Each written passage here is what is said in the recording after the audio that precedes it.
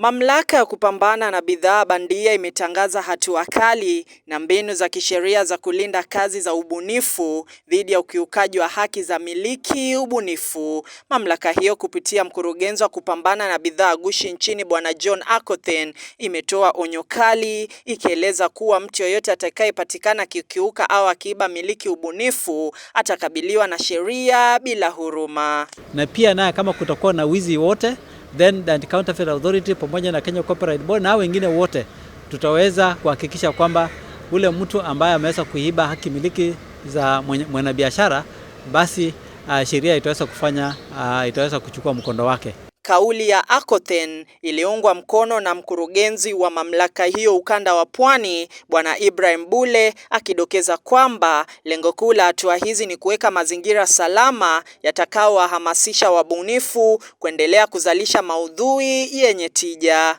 And as an institution we have placed safeguards and measures to ensure that those kind of IP and related rights are not infringed.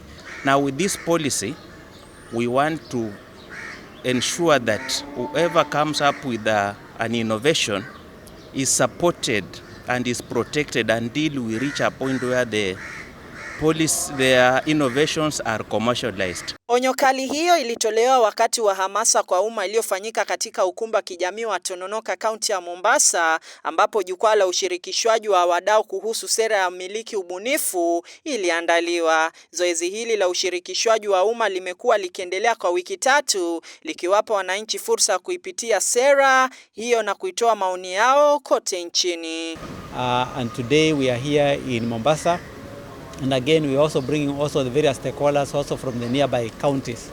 And the purpose of this public awareness is to create awareness on this draft national IP policy, which basically covers issues on intellectual property. There are quite different kinds of intellectual property. For example, like patents, we have the copyrights, we have the utility models, we have the traditional knowledge and folklore and so on and so forth. We have moved around and the purpose is to make the public give their views on our draft policy so that we come up with a policy that is acceptable and that is workable basing on what the people and the community requires.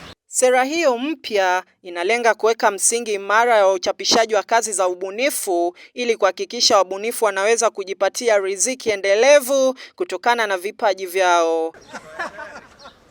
David Lukoe, Runinga Pazuri kutoka kaunti ya Mombasa.